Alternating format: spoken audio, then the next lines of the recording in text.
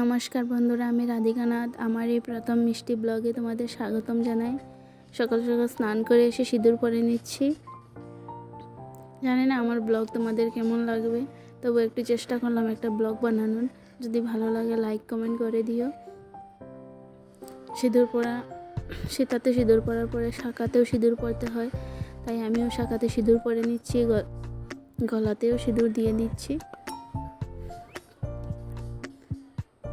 এবার আমি রান্নাঘরে চলে যাব।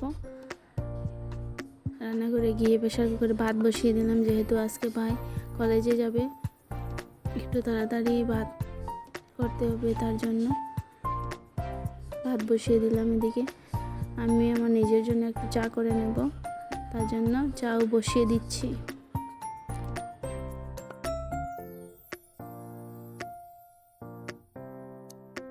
প্রতিদিন সকালবেলায় আমার শাশুড়ি মা আমাকে চা করে দেয়, কিন্তু আজকে আমি যেহেতু একটু তাড়াতাড়ি এসে পড়েছি, তার জন্য আমি নিজের চাটা নিজেই করে নেব।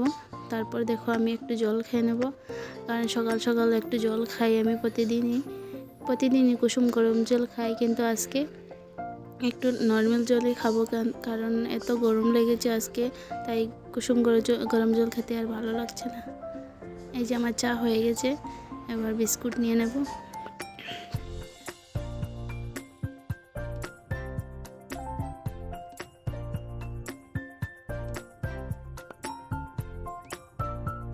বিস্কুট ভিজিয়ে চা খেতে আমার অনেকই ভালো লাগে।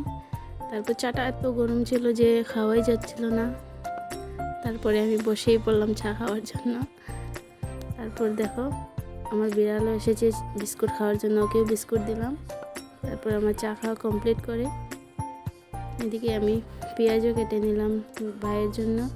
একটা ডিম অমলেট করে দেব, যেহেতু ভাই আজকে কলেজ যাবে, একটু তাড়াতাড়ি কলেজ যাবে, তার জন্য আলু সিদ্ধ আর ডিম অমলেট করে ওকে ভাত দিয়ে দেবো।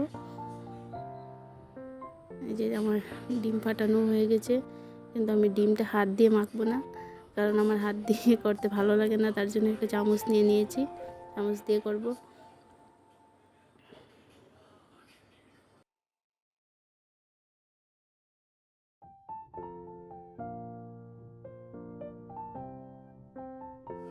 তারপর ডিমও হয়ে গেল।